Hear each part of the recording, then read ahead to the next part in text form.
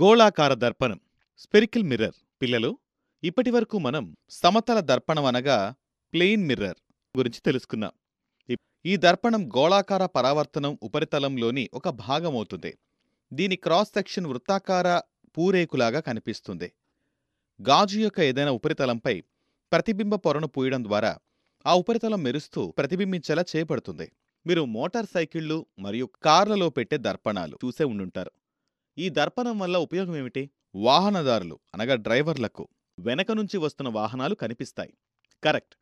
వాహనదారుడు వెనక వచ్చే వాహనాలను చూసేందుకు ఉపయోగించే అద్దం సమతలంగా కాకుండా గోళాకారంగా ఉంటుంది. ఇప్పుడు ఈ చిత్రాన్ని చూడండి. ఈ చిత్రం మీకు సుపరిచితమని అనిపించొచ్చు. మేళాలోని ఒక హాల్ ఆఫ్ లాఫ్టర్ ఉంటుంది. మీరక్కడ అమర్చిన అద్దాలను చూసే ఉంటారు. ఆ అద్దాలకు మీ ఇంట్లో ఉండే అద్దానికి తేడా ఏమిటి? ఇంట్లో ఉండే అద్దంలో మనం ఎలా ఉంటామో అలాగే కనిపిస్తాం. హాల్ ఆఫ్ లాఫ్టర్ అద్దంలో మనం వంకర టింకరగా కనిపిస్తాం. కరెక్ట్. హాల్ ఆఫ్ లాఫ్టర్ అద్దాలు ఇంట్లో ఉండే అద్దాల మాదిరిగా సమతలంగా ఉండవు. అవి వక్రం అనగా కర్వ్డ్గా ఉంటాయి. ఇవి గోళాకార దర్పణాలు. లో కనిపించే అద్దం ప్రతిబింబం సమతల అద్దం ప్రతిబింబం కంటే భిన్నంగా కనిపిస్తుంది. ఇప్పుడు ఈ చిత్రాన్ని చూడండి. ఒక రబ్బరు బంతిని తీసుకుని దాని చిత్రంలో చూపిన విధంగా కత్తిరించడం వలన కత్తిరించిన ఏ భాగంలోనైనా రెండు రకాల ఉపరితలాలను సులభంగా చూడొచ్చు.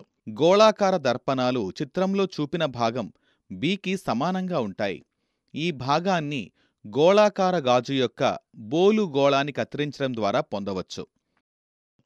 గోళాకార దర్పణాలు వాటి లోపలి లేదా బయటి ఉపరితలాన్ని మెరిసే పదార్థంతో పూయడం ద్వారా తయారు చేస్తారు. కాంతి లోపలి లేదా బయటి ఉపరితలం నుండి ప్రతిబింబిస్తుందా అనే దానిపై ఆధారపడి దర్పణాలు రెండు రకాలుగా విభజింపబడ్డాయి: పుటాకార దర్పణాలు మరియు కుంభాకార దర్పణాలు. పుటాకార దర్పణం కాన్కేవ్ మిర్రర్. ఏ వృత్తాకార దర్పణం యొక్క లోపలి ఉపరితలం పరావర్తనం చెందుతుందో అటువంటి దర్పణాన్ని పుటాకార దర్పణం అంటారు. ఇక్కడ కాంతి లోపలి ఉపరితలం నుండి ప్రతిబింబిస్తుంది. దీనిని కేంద్రీకరణ దర్పణం అనగా కన్వర్జింగ్ మిర్రర్ అని కూడా అంటారు. ఎందుకంటే ప్రధాన అక్షానికై సమాంతరంగా ఉన్న కిరణాలు పరావర్తనం తర్వాత ఒక బిందువు వద్ద కేంద్రీకృతం అనగా ఫోకస్డ్ అవుతాయి. కుంభాకార దర్పణం అనగా కాన్వెక్స్ మిర్రర్.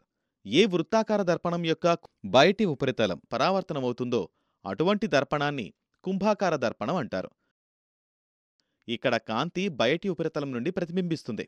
దీనిని వికేంద్రీకరణ దర్పణం అనగా డైవర్జింగ్ మిర్రర్ అని కూడా అంటారు.